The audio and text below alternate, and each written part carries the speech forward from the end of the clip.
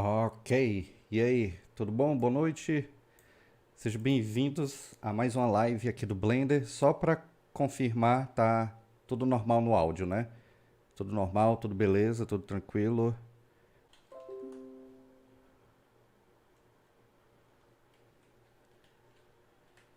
Estão me vendo agora? Tudo beleza? Tudo tá dando para me ouvir, né? Ok, beleza. Valeu aí, Silvio. Valeu todo mundo. Então, hoje saiu o Blender 2.92. Houve meio que um suspense aí do lançamento dele, porque estava marcado para ontem, né? E aí, sendo bem franco, eu achava que não ia nem sair hoje, mas felizmente saiu hoje. E aqui está. Create the Impossible, né? Vamos criar o impossível. Vamos fazer primeiro uma visão geral das principais novidades, depois a gente vai para o Blender e eu demonstro algumas coisas. É, Se alguém tiver alguma dúvida relativa, assim, que quer que eu dê uma olhada, me marca aqui no chat, tá? Mas só dando uma olhada, eu já estou vendo aí uma galera comentando sobre o Geometry Nodes, tipo o Romulo Raposo. A gente até trocou uma ideia rápida hoje no WhatsApp. E de fato, o Geometry Nodes, para mim, eu acho que vai ser um grande diferencial do Blender a partir desse ano de 2021, porque é a introdução do novo sistema, né? É a primeira etapa de um novo sistema. Tipo, ainda vai evoluir bastante ao longo desse ano, mas essa primeira etapa ela já é um, enfim, um primeiro novo passo dentro do universo de nodes dentro do Blender. E, francamente, eu acho que é um sistema bem legal, bem fácil de mexer. Se você ainda não viu, se você ainda não estudou e tal, dá uma olhada aqui no próprio canal que a gente tem alguns vídeos de Geometry Nodes. Inclusive, hoje mesmo foi feito um upload ensinando a criar um efeito com textura e tal aqui no canal, então dá uma olhada lá, beleza? Então, logo a primeira coisa aqui da página fala sobre exatamente o Geometry Nodes. E eu acho que nesse primeiro momento eles estão focando muito no processo de scattering, tipo como criar e distribuir objetos ao longo de uma superfície.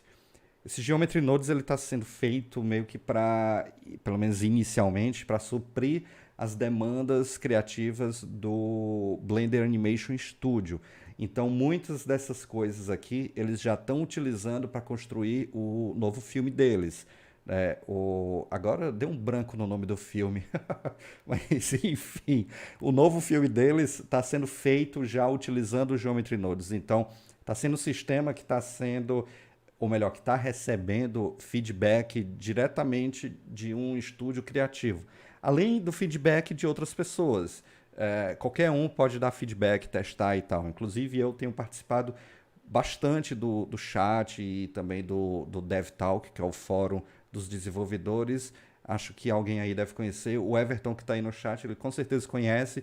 Então lá tem uma seção dedicada a Geometry Nodes e há muitas discussões, muitos exemplos, muitos feedbacks, sugestões. Então a comunidade está ativamente participando não só dessa questão de dar feedbacks e sugestões, como até mesmo tem aí alguns nerds que estão ajudando já criando alguns nodes também. Por exemplo, o Attribute Proximity, ele não foi criado dentro da Blender Foundation, ele foi criado por um cara lá, enfim, um colaborador do Blender que criou isso de forma voluntária. E eu acho isso muito legal, porque o Geometry Nodes, ele é um sistema que, claro, usa nodes, mas o principal intuito dele, pelo menos nesse primeiro momento, é facilitar o processo de criação de efeitos visuais, né? Então, se você pensar em set dressing, ou seja, criação de cenários, efeitos visuais e depois motion graphics,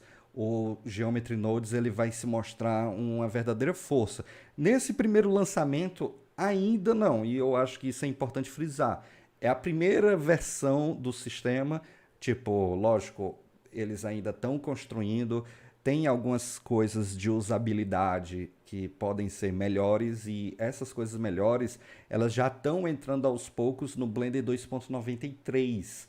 Então eu acho que é muito importante, se você quer pegar sempre o que é de mais novo aí do Geometry Nodes, eu acho que vale muito a pena semanalmente você baixar a versão alfa do 2.93, porque tipo, o 2.92 já está obsoleto. E eu acho que essa é a parte engraçada do desenvolvimento do Blender. Porque lança uma versão, ela já está atrasada, basicamente. Então, eu aqui já uso a 2.93 para estudos, testes, inclusive alguns tutoriais aqui do canal, tipo, que foi o que subiu hoje com a foto lá do Albert Einstein e tal, ele foi feito usando o Blender 2.93. Então tem certos recursos que só tem do 93 em diante. Principalmente as questões de usabilidade, elas vão ficar muito mais reforçadas no 2.93, né?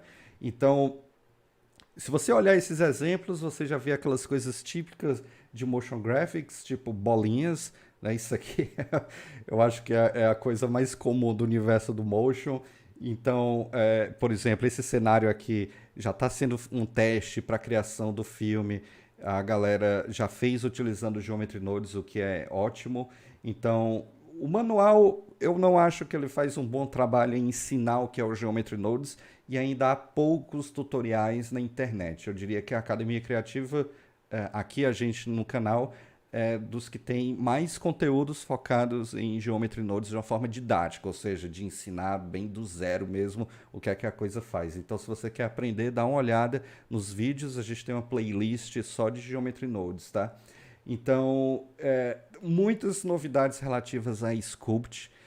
Aqui é o tipo de coisa que eu, infelizmente, não vou poder demonstrar tanto, porque, particularmente, eu não tive ainda nenhum tempo de mexer com a parte de Sculpt, mas para quem mexe, sinceramente, é quase um outro programa dentro do Blender, então muitas melhorias constantes e a nível de performance, versão após versão, está ficando cada vez melhor, então eu acho que aquela velha história que a gente já discutiu várias vezes para certos tipos de trabalhos, eu acho que o sculpt do Blender é mais do que o suficiente, principalmente se você integra com as funções de modelagem, UV, modifiers e o EV, que está sendo construído uma compatibilidade melhor em termos de performance, ou seja, para você fazer sculpt direto com o EV ligado. Então eu acho que isso vai ser muito bom, principalmente para a galera de concept, né? Você vai trabalhar com um personagem já vendo o render dele, então eu acho isso muito interessante. Então, isso aqui é um recurso, enfim, focado em smear. Eu confesso que eu ainda não mexi para valer. Essa questão das silhuetas, muito legal, também não mexi, então eu vou dar uma passada um pouco mais rápida aqui. Então, o Elastic Snake também para, enfim, fazer silhuetas bem curvilíneas, isso é ótimo. Muitas vezes, eu não sei vocês, mas eu sinto que o Sculpt ele está virando cada vez mais uma ferramenta não exatamente focada só para Sculpt. Muitas coisas que, enfim, você precisa mesmo para modelagem poligonal, você pode fazer utilizando o Sculpt Mode. E eu acho que há uma discussão de quem sabe unificar os dois modos no futuro. Não sei como é que isso vai acontecer, mas eu diria que cada vez mais a gente vai ver funções que, por exemplo, de modelagem que você vai usar o Sculpt Mode para realizar. Por exemplo, a adição dos Face Sets, que já tem algumas versões, eu diria que ele auxilia muito no processo assim de você criar agrupamentos. É uma forma, eu diria, um pouco mais evoluída de trabalhar com Vertex Groups, por exemplo, que só guarda informação de vértices e de uma forma muito, diria, linear, né? Você pode até usar alguns modifiers para deixar a coisa um pouco mais procedural, por assim dizer, ou paramétrica, melhor dizendo, mas eu acho que nem sempre é tão fácil assim de você criar um Vertex Group usando modifiers. Então, os Face Sets do Sculpt Mode, eles fazem essa tarefa muito bem. Então, eu acredito que muito em breve deve haver uma mescla desses recursos, por exemplo, Face Sets, na modelagem tradicional do Edit Mode, que eu acho que seria uma excelente mão na roda, você poder separar certos grupos para fazer operações e para fazer um hide na geometria para modelagem, né? Então, esse recurso aqui, ele nasceu de um add-on E do add-on, ele veio para o Blender. Se eu não me engano, inclusive, o código do add-on foi utilizado para trazer essa função para cá. Eu vou dar um play no vídeo porque é bem interessante. Basicamente, você cria um face set e aí, pá, ele dá um flatten bem extremo na geometria e dessa forma ele pega e, enfim, permite que você faça algumas alterações bem substanciais no modelo. É lógico que isso não altera a geometria, assim, não altera a mesh, né? Não faz um remesh. O que ele faz é, enfim, uma alteração da posição e escala das faces. E eu acho que isso pode ser bastante útil. Principalmente se você aliar isso com Shape Keys, porque você fazendo uma espécie de engenharia reversa, você pode meio que animar um objeto, sei lá, quadrado ou circular e fazer ele brotando as orelhas ou o queixo de um personagem que nem aqui está sendo usado no Suzane. Então eu acho que isso, enfim, abre aí uma possibilidade interessante. Não só para escultura, que isso aqui facilita pra caramba, você fazer meio que um cortezão na geometria ou algo perto disso, mas também se você quiser animar essa diferença, né, na geometria. Então isso é uma coisa legal. Então, aqui é uma listagem de mais pontos do Sculpt, eu não acho que vale a pena comentar. E aí há uma grande ênfase no Grease Pencil. Tipo, o Grease Pencil ele foi lançado, relançado, na verdade, no 2.80, né? Mas até então ele foi lançado meio que como se fosse um beta, eu diria. E aí até agora no 2.93 eles estão dando aquela lapidada, ajeitando mais a usabilidade, a interface, ao ponto que eu diria que agora no 2.92 o Grease Pencil finalmente ele está pronto, assim, realmente para o mercado. Né? Com o 2.93 já vai vir uma novidade ainda melhor, que é a possibilidade de você fazer um fio entre vários keyframes. Então, para quem trabalha com frame a frame, isso vai ser excelente. Uma das novidades que chegaram agora que faltava e que é sensacional é a possibilidade de você poder editar os seus desenhos como uma curva de Bezier. Então, eu dei aqui um play no vídeo e agora isso é ótimo. Isso era uma coisa que antes não tinha e agora tem, né? Finalmente. Então, para todos os traços, agora você pode selecionar os pontos e trabalhar e ajustar eles como se fossem Beziers. E eu acho que isso facilita muito na hora de você, enfim, criar a silhueta do seu desenho, fazer alguns ajustes finos, principalmente para a galera que não tem um traço tão firme como eu.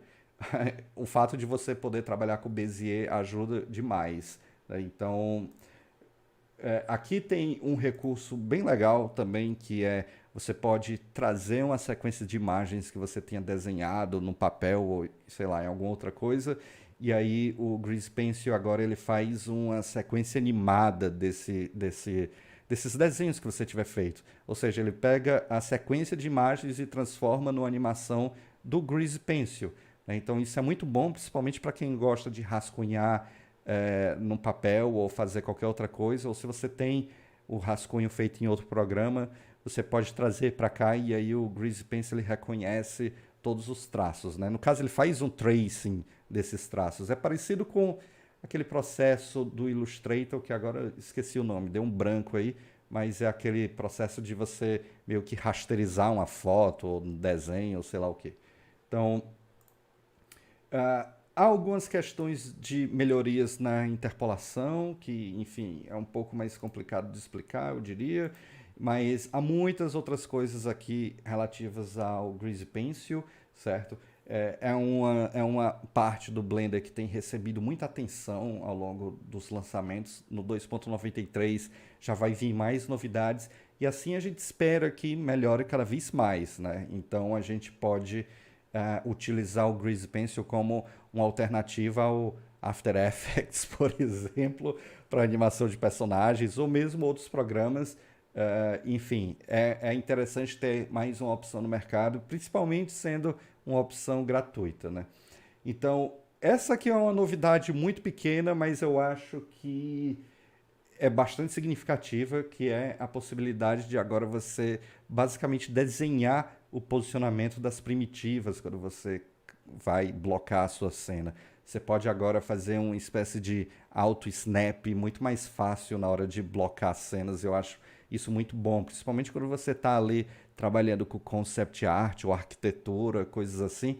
Você agora faz uma modelagem muito mais rápida, né? Eu não sei se isso vai evoluir para, quem sabe, opções de Boolean. Eu acho que seria fantástico, como se tivesse nativamente, né, algo próximo dos add-ons de hard surface no Blender, mas seria muito bom se isso evoluísse para isso. Mas da forma como está aqui, eu já acho que é uma bela adição. Você vê como é fácil e rápido a gente fazer aqui umas blocagens que antes exigiria muito mais trabalho, você ter que ajustar um workplane com o 3D Cursor, ajustar a orientação, enfim, era extremamente trabalhoso, mas agora é incrivelmente mais fácil, né? E aí, belas novidades para o Eevee, principalmente aqui, CryptoMate e o Shader AOV. CryptoMate, eu acho que foi o Daniel Souza que uma vez me perguntou no WhatsApp sobre o que era CryptoMate, mas se a gente for resumir bastante, o CryptoMate é um sistema de máscaras baseado em cores. A gente pode distribuir cores ao longo da nossa cena, baseado nos objetos ou nos materiais da cena, e aí ele cria diversas máscaras. No caso, ele cria Color IDs, né, que a gente pode usar para mascarar objetos, e isso é muito legal, porque, primeiro, é muito flexível, porque você pode facilmente adicionar ou remover objetos dessas máscaras. E segundo que, enfim, há muito mais opções, né? A partir de um único node de CryptoMate, você pode criar várias máscaras, é bastante flexível. E esse shader AOV é um pouco mais difícil de explicar sem mostrar, mas para mostrar seria bastante complicado também. Então eu acho que isso aqui vale um tutorial depois, fica ligado aí no canal. Mas se eu for resumir o que é esse shader AOV, basicamente a gente tem aqueles tradicionais passes, tipo Shadow, Ambient Occlusion, Gloss, Diffuse e tal. Esse shader AOV permite que eu crie um pass que eu quiser. Eu posso escolher um nome para esse pass, aí eu posso escolher uma área da minha geometria que vai ser esse AOV, que vai ser esse pass. Colocando assim, eu estou resumindo bastante. Então a gente pode basicamente escolher, sei lá, no modelo 3D de um produto, eu posso escolher que uma parte do produto tenha o próprio pass diferente de outra parte. Então, permite que você tenha um controle absoluto dos passes que você vai utilizar na renderização, escolhendo a dedo mesmo qual parte do modelo você quer que seja levado em conta na hora de mascarar e tal. Então, isso aqui é bastante importante, é muito usado, lógico, em produção avançada. O Cycles já tinha, é recente no Cycles também, mas agora chegou no Eevee, tanto o Shader AOV quanto o CryptoMate, certo? E aí melhorias no cálculo de volumetrics, o que é maravilhoso, principalmente porque ele agora tem uma eficiência na utilização de memória bem melhor do que antes. Isso aqui é fantástico, né? Não sei se vocês sabem, mas agora tem trabalhado direto com a Blender Foundation, gente direto da NVIDIA para melhorar os cycles cada vez mais. E uma dessas melhorias é exatamente o fato de que agora você pode fazer render híbrido com OptiX, ou seja, você tem duas tecnologias para renderizar com o NVIDIA, o CUDA e o OptiX. O OptiX ele é bem mais rápido que o CUDA, em 99% das vezes, pelo menos nos meus casos. E aí que agora você pode usar o CPU e GPU para renderizar com OptiX. E isso é ótimo, principalmente se você tem, por exemplo, uma placa de vídeo mais fraca, aí o processador dá aquela ajudada e vice-versa. Eu não vou dizer que eu sei qual é realmente a melhor combinação técnica disso, mas o fato de você ter a possibilidade de unir CPU e GPU no Blender é fantástico. Isso já existia antes com CUDA, mas agora tem o suporte ao OptiX. E também o Ambient Occlusion e o Bevel Shaders, que antes, não sei se alguém já experimentou isso, dava um errozinho na hora de renderizar, porque esses dois shaders que são dependentes muito dos raios de iluminação e tal, é uma coisa mais complicada. Eles ainda não eram suportados no Optix e agora eles já são nativamente. E isso é muito bom, porque esses dois shaders eles abrem uma gama grande aí de efeitos, principalmente para quem trabalha com texturas procedurais no Blender. Antes havia essa limitação de você só poder usar esses dois nodes no CUDA, mas agora eles funcionam também no Optix. E aí, melhorias no sistema de fluidos. Tem agora um novo solver. Antes só existia um, que era o Flip Solver, e aí agora tem esse Epic, que, enfim, ele permite o desenho da simulação de uma forma um pouco mais realista, mas esses dois sistemas eles vão ter as suas usabilidades. Tipo, se eu não me engano, o Flip ele é o ideal quando você quer fazer animação em larga escala, tipo um oceano. E esse Epic ele é muito bom quando você quer fazer simulação em pequena escala, tipo uma taça de vinho, uma garrafa aí de bebida, esse tipo de coisa, onde o líquido ele precisa reagir de uma forma mais concentrada dentro de um espaço pequeno. Então, agora você poder escolher esses dois sistemas, isso é muito bom. E tem também um novo sistema de viscosity no sistema de fluidos. Agora, no Manta Flow do Blender, dá para você fazer aquelas animações tipo de um chocolatezinho derretido, assim, aquela calda bem suculenta e tal, né? Todo mundo sonha em fazer, agora é possível fazer. E isso é muito legal. Se você quiser simular aquele efeito de tinta escorrendo, que geralmente tende a ter uma certa. Não tem palavra melhor que viscosidade, né? Então, o fato de agora você ter esse parâmetro de viscosity no MantaFlow é muito bom. Abre muitas margens aí para a gente poder fazer efeitos diversos. Principalmente se você quiser simular mel, né? Essa coisa que eu falei do chocolate derretido e esse tipo de coisa. Então, há muito mais coisas relativas a physics, né, aqui na listagem. E uma das coisas que eu mais gostei, que passam mais batidas provavelmente, é isso aqui, esse node de exposição no Blender, que francamente é muito legal, permite que você altere a nível de pós-produção de forma drástica a exposição de uma imagem ou de um render. Se você vê aqui no vídeo, dá para ver uma grande diferença. Isso é muito bom, principalmente para aquelas coisas de você, por exemplo, achar que um render ficou muito escuro, você vem aqui, coloca esse Exposure Node e aí você ajusta a exposição utilizando um conceito real da fotografia, né? Que é essa questão da exposição, e isso altera de uma forma significativa os valores da sua imagem, as áreas de luminância, as áreas de sombra. Então isso aqui é muito importante e você ter agora esse controle a nível de pós é excelente, porque às vezes, se você receber um feedback de um cliente, escurece ou então clareia mais, você não precisa renderizar de novo a imagem. Você pode utilizar esse node aqui para fazer esse tipo de trabalho, tá? E eu vou confessar a vocês que eu não me dei conta desse nodezinho aqui, esse Split Viewer. Me parece alguma novidade, porque francamente eu nunca usei e eu nunca tinha visto. E agora você poder fazer esse split aqui no Compositor, isso é muito bom. Eu acho que se alguém aí no chat poder me elucidar isso, porque eu juro para vocês que eu nunca tinha visto esse Node, tá?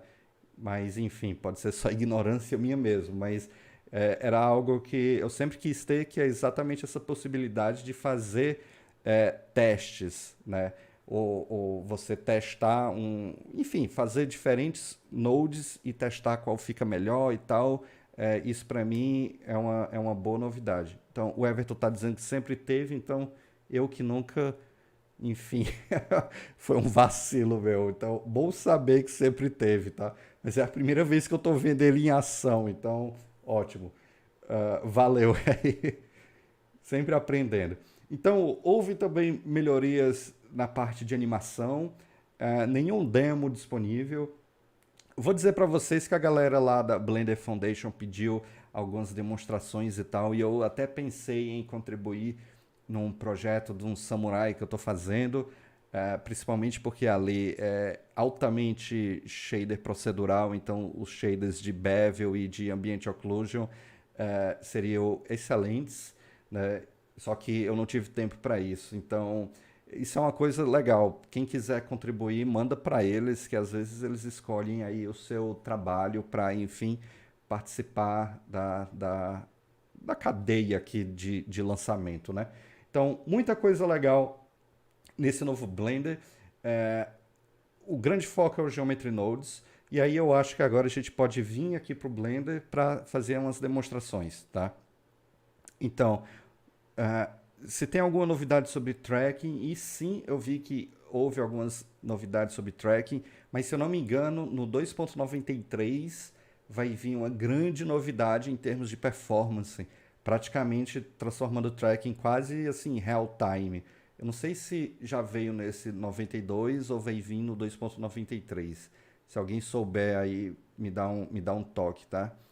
E sim, tá usando o Mist Pass para controlar a exposição, que é ótimo, né?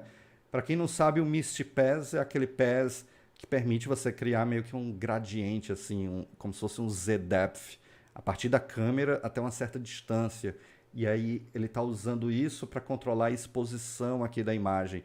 É bem próximo de você poder controlar aqui no Compositor do Blender manipulação de imagem tipo HDR, por exemplo, em que você pode selecionar áreas diferentes da imagem para ter exposições que tornam aquele look bem, sei lá, às vezes, não sei a palavra exata, mas é um look bem HDR, tá? Então, quem tiver um nome melhor para isso, me dá uma ajuda aí. Mas isso aqui é muito legal, você poder controlar exatamente qual área vai sofrer mais exposição do que outras. Parece coisa pequena, mas para mim essa é uma das novidades mais legais, tá? Você poder ter esse node de exposição e poder controlar isso, principalmente para quem trabalha com cenas de environment, para construção de cenários e coisa e tal. Isso aqui é, sei lá, um divisor de águas, eu diria. É muito bom, certo? Então, beleza, eu acho que a gente viu o principal aqui, né, das novidades. Alguém tem alguma dúvida que eu deixei passar? Deixa eu olhar aqui no chat. Ah, o Orlando Júnior pergunta se a vinheta que estava passando é no Eevee ou no Cycles, e é no Cycles, mas eu penso em, na próxima vinheta, ser feita 100% no Eevee, principalmente aproveitando as novidades que vai vir aí no 2.93, que é um novo sistema de profundidade de campo aqui no Eevee, tá? Aí sim a coisa vai ficar boa pro Eevee. Então, vamos lá. Deixa eu abrir aqui o Blender. E por sinal, o splash screen é dessa artista Joanna Korbieska.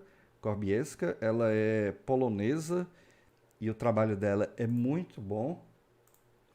Deixa eu botar aqui. Aqui no ArtStation. Aqui está. Ela tem uns renders assim de animais selvagens e dinossauros e sei lá o que são bem legais, tá?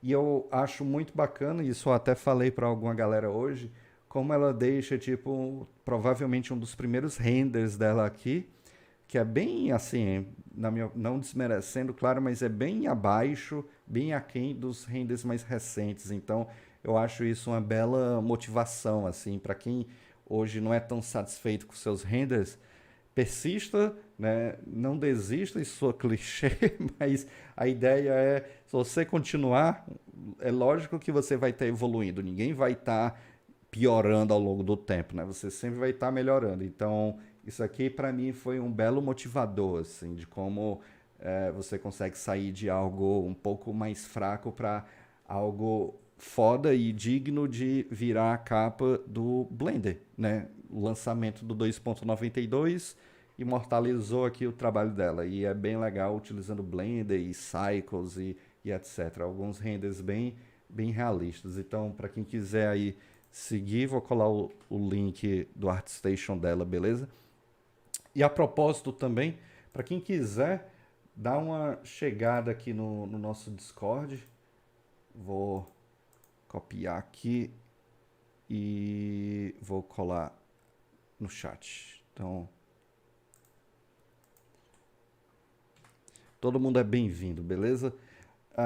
Então aqui, beleza, a gente está com o Blender 2.92 aberto. Eu acho que uma coisa que eu senti falta, sendo sincero, foi um workspace dedicado ao Geometry Nodes, tá? Asset Browser ficou no 2.93, certo? Vai oficialmente estar no 2.93. E o Massaro pergunta se o Blender faria tudo que o Xparticles faz.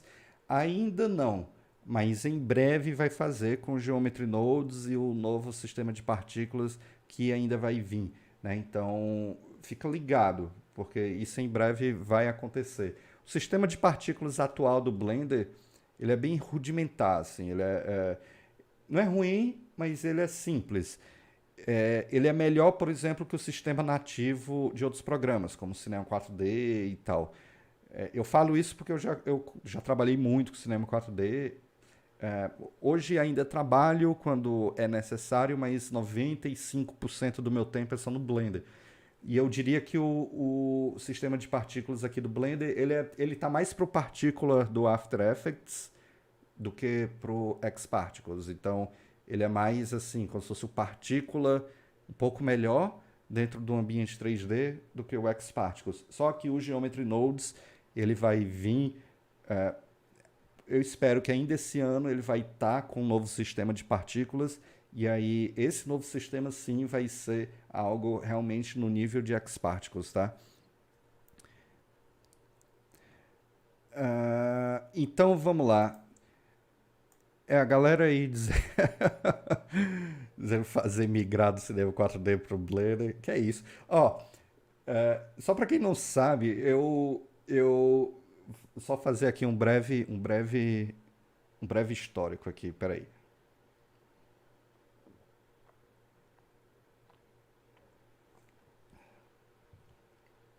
Ok.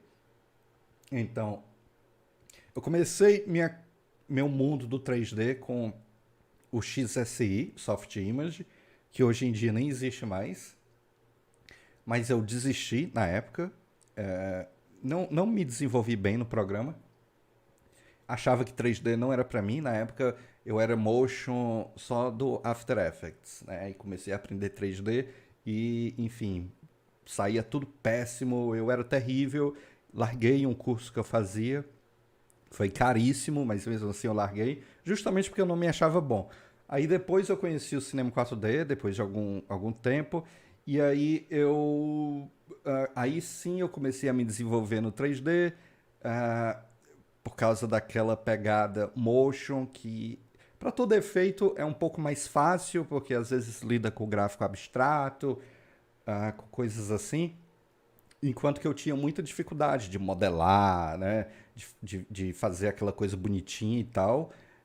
Aí me desenvolvi no cinema 4D, depois eu comecei a querer aprender mais e mais de modelagem, porque achava o cinema 4D meio lento para isso, travadão. Aí eu comecei a aprender o modo e me desenvolvi bastante no modo, consegui até que uns trabalhos meus saíssem lá no site da Foundry e tal, ah, que é a fabricante do modo, e eu larguei o modo porque o desenvolvimento dele começou a ficar cada vez mais lento e não via sentido em ficar pagando a licença para um negócio que eu não sentia que estava evoluindo. E foi nessa época que eu conheci o Blender, né? Aí eu troquei o Cinema 4D e o modo pelo Blender. E agora eu tô só no Blender, porque para mim ele reúne o melhor dos dois mundos, assim, a versatilidade do Cinema 4D e a agilidade de modelagem e o V do modo, por exemplo. Então, muita gente pensa que é meio que eu nasci trabalhando no Blender, mas não, eu já passei pelo cinema 4D no nível avançado, pelo modo no nível avançado e agora estou no Blender, tá? E ainda tem o 3D Code, que é um programa dedicado à escultura, pintura, retopologia e tal, Substance Painter também. Então, Nunca é aquela coisa só de ficar bitolado num único programa, né? Eu acho que isso é muito importante, assim, você abrir horizontes e reconhecer que tem programa que é melhor numas coisas do que outros. Então, na época, tipo, tudo meu de motion eu fazia no cinema 4D e aí usava o modo para modelagem e o V. E esse é o meu perfil, porque eu sou generalista, então eu também faço modelagem, também faço pintura, também faço texturização, sculpt e tal. E aí, nesse contexto, eu senti a necessidade de dividir meu workflow em dois programas. Só que aí, de uns anos para cá, eu unifiquei num só programa que foi o Blender, né? Então, eu acabo, enfim, advogando muito que se você é um generalista que nem eu acho que vale muito a pena você aprender o Blender, tá? Então, o Guilherme fez uma pergunta bem interessante, tipo, em que momentos eu ainda utilizo o cinema 4D? No meu dia a dia, francamente, nunca. Só quando há uma necessidade de algum estúdio que trabalha com cinema 4D e aí quer, sei lá, aí eu vou ajudar na produção de um projeto e tal. Mas quando sou eu trabalhando a fundo com 3D, assim, quando eu vou, quando eu sou contratado pelo cliente e tal, aí eu só trabalho com o Blender. No caso, eu estou fazendo um projeto agora para um estúdio lá da Alemanha, em que eu estou chefiando assim o 3D do projeto, e então eu estou fazendo tudo 100% no Blender, tá? Inclusive eu comecei a postar umas imagens assim desse projeto no Facebook, no Instagram. Se alguém quiser ver, dá uma olhada lá. E aí eu vou começar agora também, em paralelo, um outro projeto em que eu vou usar o Blender também. Muito provavelmente eu vou precisar de ajuda aí, porque não vou dar conta dos dois projetos ao mesmo tempo, tá? Então, como chega para mim um projeto e eu vou ser, digamos,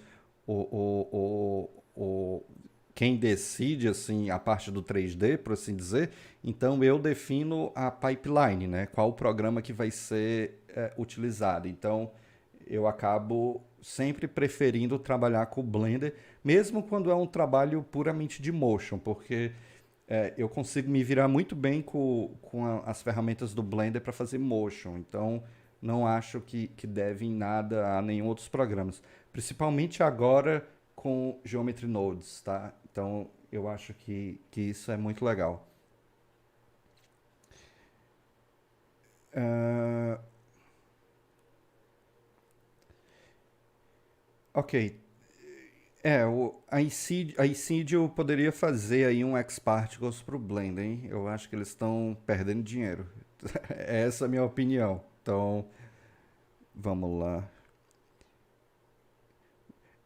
Eu acho que deveriam, porque eles pegam os Cycles do Blender e lançam para o cinema 4D, chamando de Cycles 4D. E eu não sei por que eles não fazem o contrário, pegam X-Particles e não lançam para o Blender, principalmente agora que o Blender está crescendo muito e tal. Então, eu realmente acho que é uma oportunidade perdida, assim, de não ganhar dinheiro. Mas, enfim. Eu acho que tem a ver com a questão financeira também, porque se eles cobrassem o preço que cobram no Blender, eles não iam vender muito, assim, porque dentro do universo Blender as coisas costumam ser num preço bem mais barato. A começar que o programa é de graça, mas sempre que você precisa de algum add-on que faz às vezes funcionalidades incríveis, o preço dele costuma ser muito, enfim, muito barato até, sabe? Então eu acho que tem essa questão financeira, assim, de viabilidade financeira, mas mesmo assim eu acho que dá para ganhar em termos de volume, né, de vendas. Então, é, enfim, não trabalho lá para decidir, né, mas que seja. O que importa é que com certeza alguém, através do Geometry Nodes, vai criar um add-on que vai se chamar, sei lá, B-Particles, Blender Particles, alguma coisa assim, vai ficar rico. Eu não tenho nem dúvida. Então, sobre o Vertex Paint do Sculpt, ele tá como um recurso experimental, se eu não me engano. mas eu acho que ele vai vir no 2.93, tá? Então fica ligado aí, Cláudio.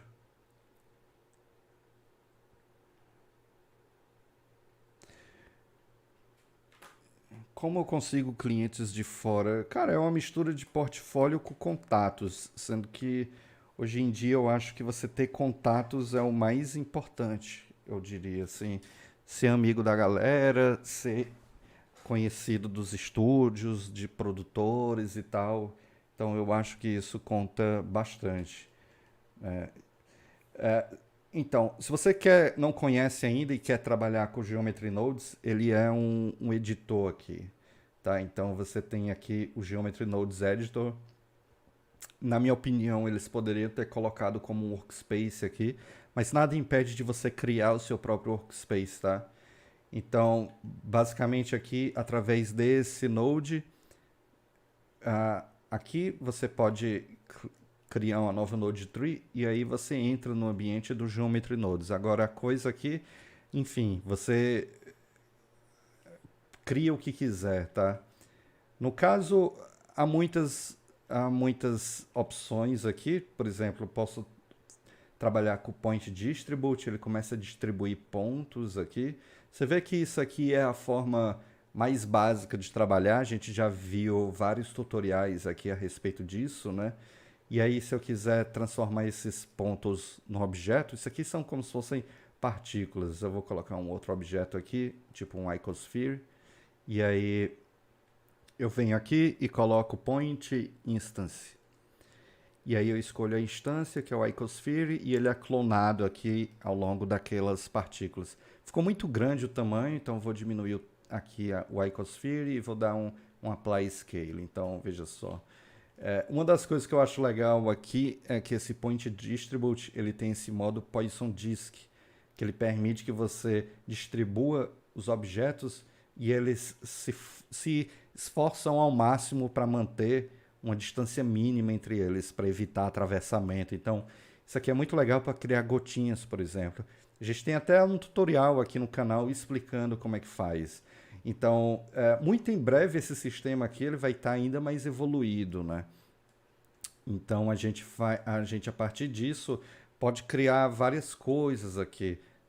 Se eu quiser, por exemplo, randomizar o tamanho dessas esferas, eu posso vir aqui em Attribute, colocar Attribute Randomize, e aí eu escolho o atributo que eu quero randomizar.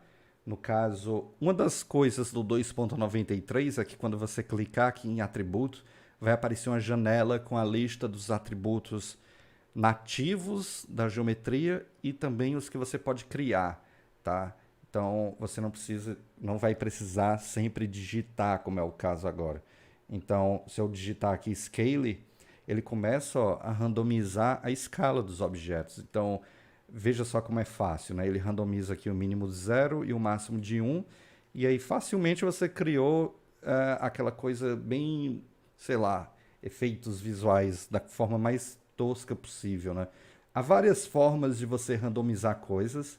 Você pode randomizar através de valores numéricos, assim. Você pode randomizar através de vetores, ou seja, vê só como agora está randomizando os valores mínimos em x, y e z e o máximo em x, y e z. E isso é legal, tá? E também você pode randomizar tipo de uma forma booleana, assim, em que só mudando esse seed você altera se algo tem uma escala de 1 ou se algo tem a escala de 0. Aí uma dica, tudo que envolver Boolean em 3D sempre é assim, ou é tudo ou nada, ou é 8 ou 80, ou é ligado ou desligado, certo? Ou é true ou false, né? Numa linguagem mais técnica. Então, sempre que você vê esse Boolean em atributos, sempre é uma chave de liga e desliga. Então, aqui, o que ele está fazendo é deixando a escala em 1 e alguns estão totalmente em 0, tá? Então, isso aqui é bem legal, tem outras utilidades, lógico, mas voltando aqui para o float, a gente começa a ver isso aqui de uma forma um pouco mais interessante, certo? E aí, no 2.92, aquilo que eu estava falando lá atrás, vários atributos legais ainda não estão aqui. Por exemplo, o atributo de sample texture, ele não está aqui. O atributo de proximidade, ele não está aqui, porque ainda eles não entraram no 2.92. Mas se você baixar hoje o 2.93, eles vão estar lá. E já são recursos muito mais avançados, né, que permitem você fazer coisas bem mais legais, inclusive através de proximidade. Por exemplo, se eu tiver, só a título de exemplo, se eu tiver aqui um outro objeto, aí eu posso controlar que ele se aproximando desse cubo, as bolinhas comecem a, sei lá, a subir ou descer ou serem puxadas e esse tipo de coisa. Então aqui a gente começa a simular, por exemplo, os effectos do cinema 4D, por exemplo. Tipo plane effector, o step effector, o attractor e tal. Dá para simular todos esses com um atributo de proximidade aqui do Geometry Nodes, mas ele só tem no 2.93. Por sorte, eu tenho, acho que ele está aberto aqui para mim. Não, aqui é o 2.91. Aqui é o 2.91. Ok. Então acho que eu vou ficar devendo para vocês. Então, eu tô na verdade com 3 blenders abertos aqui e e 2 deles são do 2.91, qual eu ainda tenho que fechar os arquivos, tá? Então, ok, isso aqui é uma demonstração mega simples, bem básica aqui, só para vocês verem como é fácil criar um sistema não destrutível de distribuição. Inclusive, lá na academia a gente está com a aula para criar um cenário samurai utilizando só o Geometry Nodes, tá? Não sei se eu consigo abrir fácil aqui para a gente ver. Deixa eu ver. Eu acho que não, mas...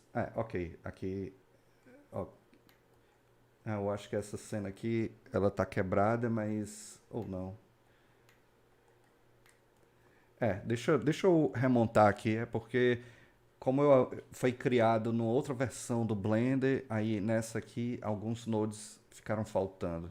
Basicamente, o node de Join. Então, vou colocar esse Join Geometry aqui. Aí eu vou ligar isso aqui, ó. Então, veja só. Aqui é um cenário que eu estou montando utilizando só o sistema do Geometry Nodes, tá? Para fazer aqui, por exemplo, um scatter de gramas, também fazendo scatter de bambus e tal. E aí tudo isso está sendo feito utilizando aqui um sistema procedural mesmo aqui, tá? Deixa eu ligar um outro geometry aqui, um join, e ligar o terreno. Aqui está. Então aqui a gente tem uma distribuição do terreno de uma forma procedural. Aí as gramas obedecem à posição aqui do terreno. Enfim, a gente está... essas aulas já estão no ar, no curso, e essa semana ainda vai ter mais, até sábado, domingo. Mas até aqui, esses elementos, lanterna e tal, vão ser feitos de forma procedural, o portal aqui, etc. Então, é um workflow bem legal, bem versátil e muito anos-luz mais evoluído que o sistema de partículas aqui do Blender. Aqui a gente já começa a entrar num espaço mais Houdini, eu diria, certo? Então, aqui eu posso, vamos lá, ajustar a densidade máxima das partículas. Aqui é um sistema que faz um displace do terreno. Aí aqui a gente tem um sistema que controla o bambu, certo? Enfim, aí depois eu mostro mais disso aqui quando tiver mais concluído, mas a ideia é construir um cenário inteiro de uma forma 100% procedural aqui, beleza? Então, Everton, essa questão de distribuir no volume, inclusive hoje mesmo eu vi que um cara está construindo um node para distribuir no volume, porque no momento eles só fizeram que distribuição na superfície, mas muito em breve vai ter distribuição por volume, certo? Ah, cara, tô vendo aí as principais mudanças. A gente comentou lá no começo do vídeo, então qualquer coisa assiste de novo. Vamos lá. Como criar esses quadros para separar em grupos? Isso aqui é o sistema de frame que tem em todas as áreas do Blender, na verdade. Então, se eu vim aqui no Compositor, por exemplo, e selecionar esses dois nodes e apertar Ctrl J, ó, ele coloca num frame. Aí ele faz um join isso aqui, tá? E aí você pode aqui em Color colocar uma cor. Você pode aqui colocar um nome qualquer.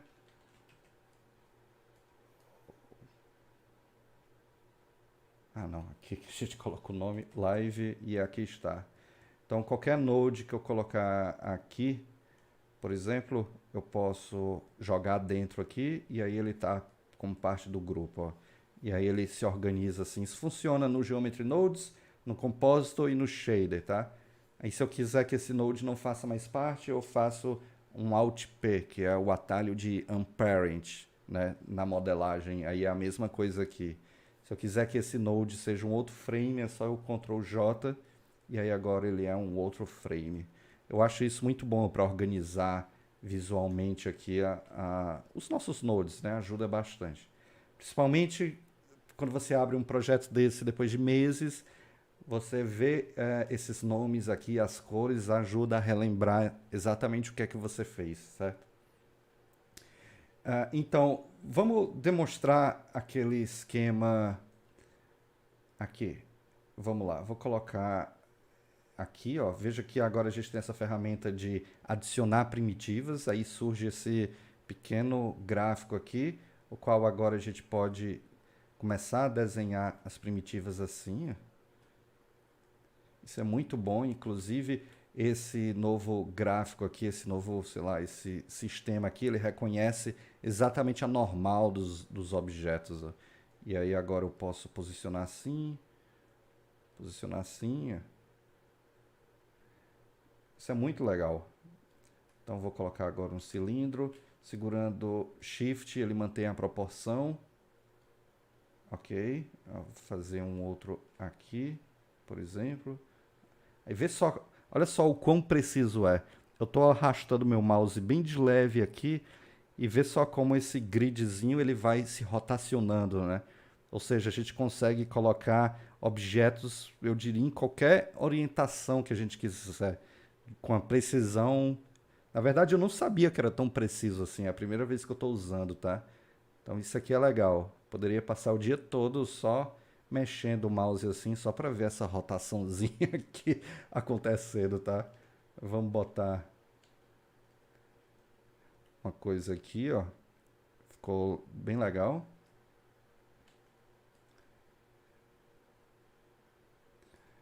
Ok. Então a gente tem aqui esse UV Sphere também. Dá para fazer muita coisa com isso aqui, então muito bom. Ok, essa é uma das principais novidades também, embora bem menos impactante do que o Geometry Nodes, mas eu acho que uma das principais novidades mesmo de usabilidade e interface é uma coisa meio invisível para a maioria. Não sei se vocês conseguem enxergar aí essa pequena setinha aqui na direita, certo? Quando eu clico, ele tem essa opção Sync with Outline, ou seja, sincronizar com o Outliner. Aqui ele está no modo alto.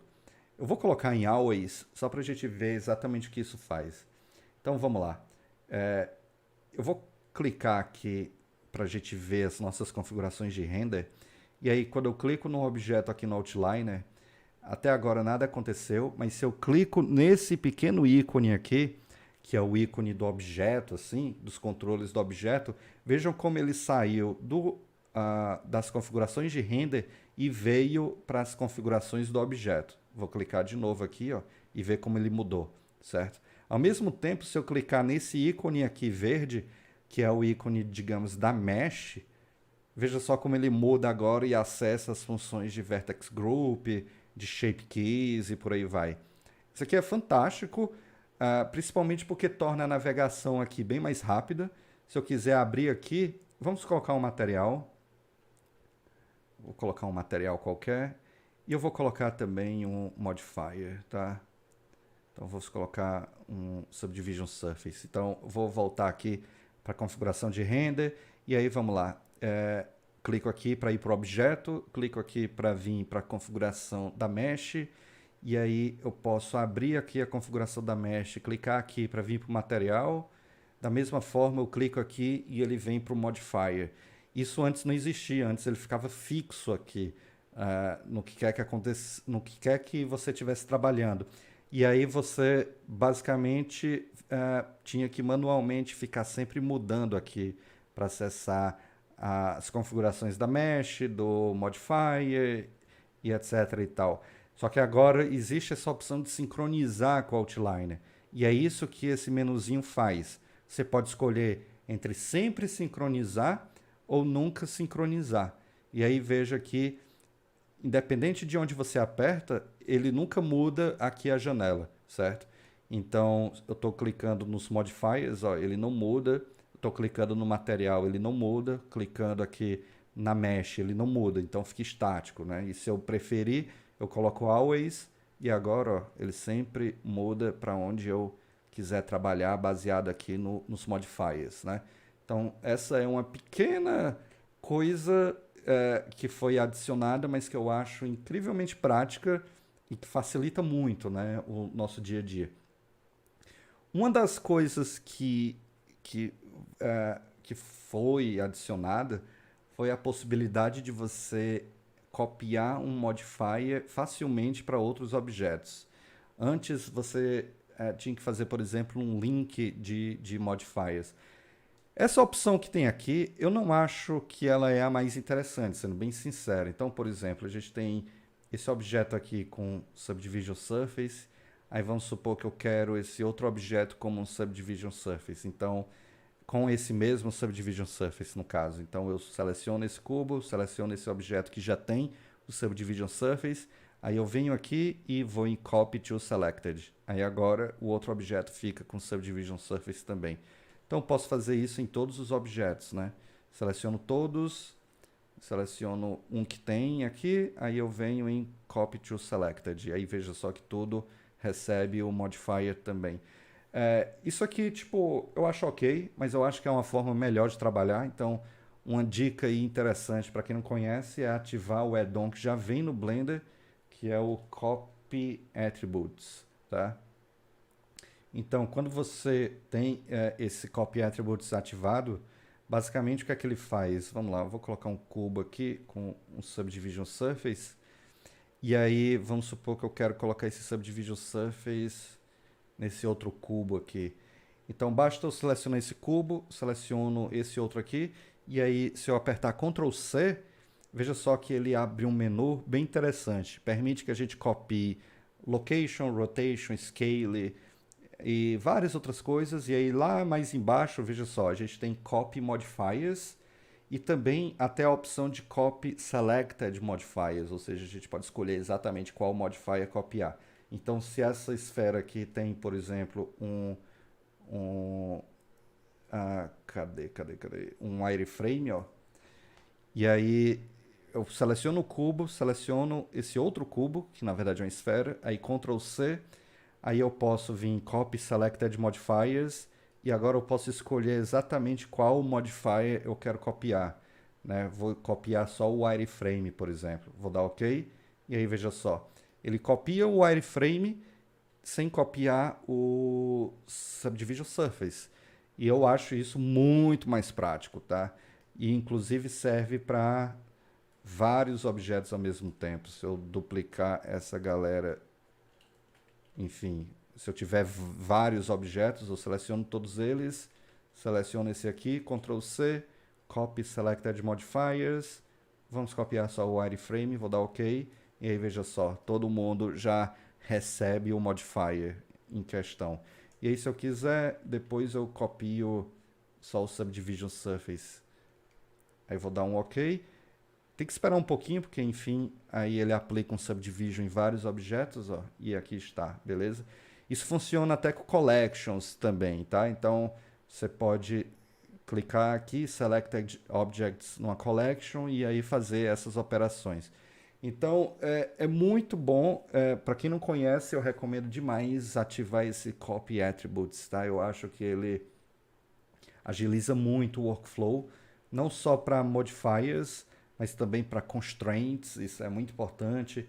Copiar vertex groups também entre objetos, enfim, copiar o PES index para quem vai fazer pós-produção e quer aquele index de materiais, ou melhor, de máscaras, e outras coisas também, beleza? Então, é gratuito, esse addon ele já vem com o Blender, tá? É só você ativar. Para mim é um dos principais que todo mundo tem que saber. Então, pois é, eu acho que essas são as principais novidades dessa versão. Não acho que vai dar para gente trabalhar assim com simulação nem nada. Eu acho que só para encerrar um pouco, eu vou colocar aqui o vídeo editing e deixa eu ver se eu acho fácil aqui. Por exemplo, eu vou trazer um vídeo para cá, que é a abertura aqui do canal da academia, por exemplo. E se a gente der play, veja só, ele começa a rolar aqui. Agora o vídeo editor do Blender ele está muito bom, assim, antes era muito ruim, mas agora ele está muito bom. Enfim, dá pra gente alterar as trilhas livremente, de uma forma fácil. Eu posso usar o atalho K e começar ó, a fazer cortes de uma forma bem mais ágil, tá? E, enfim, ajustar aqui as minhas trilhas de uma outra forma, bem aqui. Há muitas possibilidades legais, tipo em relação ao transform. Aqui, coisa que antes era um pouco mais complicada, tá? Então agora, finalmente aqui, o Video Sequencer, ele está começando a ficar bem melhor, né? Antes, quando você dava play, o sistema de cache ele travava pra caramba aqui, mas agora ele funciona muitíssimo bem, beleza? Então, eu diria que essas coisas, eu diria que com isso a gente resolve a maioria das coisas que a gente tinha para ver. Eu vi no chat que alguém perguntou sobre o como configurar os add-ons e tal. Eu vou gravar um tutorial explicando como usar os add-ons do Blender Cloud, que ajudam bastante nisso, assim, para você salvar preferências do Blender e tal. Então, espera só até segunda-feira, que aí na segunda-feira eu subo um vídeo sobre isso, beleza? Porque aí eu preciso, enfim, explicar sobre um outro add-on e tal. Eu estou num outro computador, ainda não instalei essa galera toda aqui, aí, enfim, aí eu não vou poder mostrar hoje, mas na segunda-feira eu faço um tutorial e mostro para vocês, beleza? Sobre esses add-ons do Blender Cloud, que eles são bastante importantes. Ok? Então, eu espero aí que vocês tenham gostado. Para quem não conheceu o canal, se inscreve aí, porque a gente sempre está com tutoriais e novidades do universo Blender, beleza? Então, galera, uma boa noite para vocês, bom final de semana e para quem faz parte do Discord, eu vou antecipar a dica desses add-ons, vou colocar amanhã lá, beleza?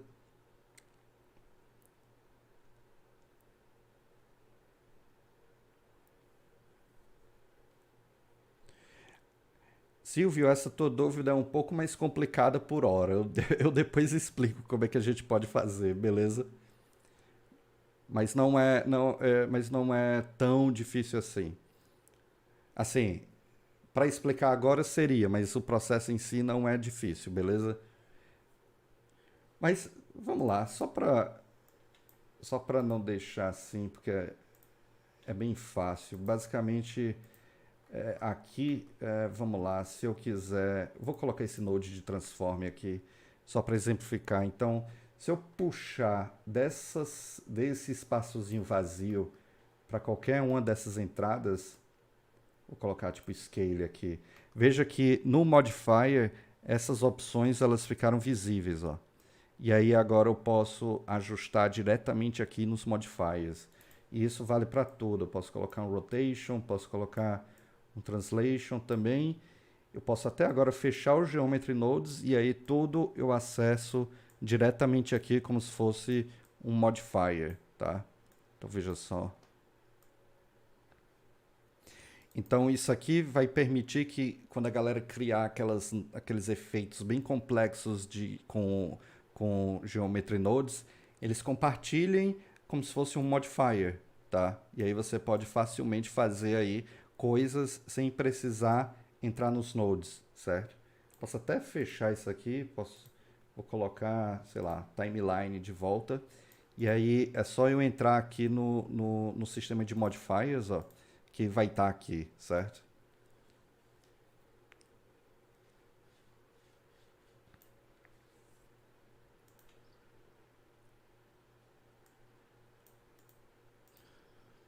Esse esquema do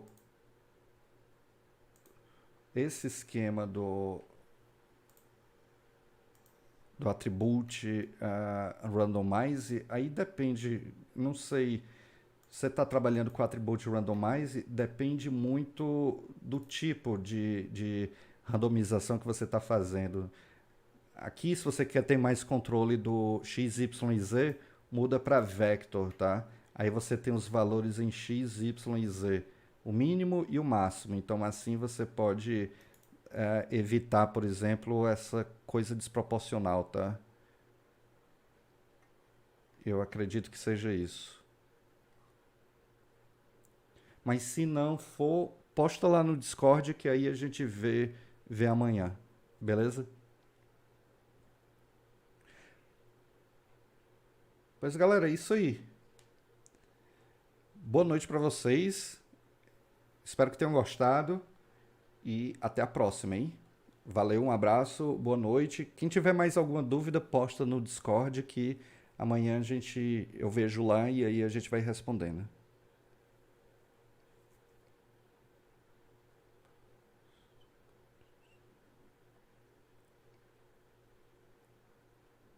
Valeu, Jorge. Posta um print lá no Discord para eu entender exatamente o que é que está acontecendo, beleza?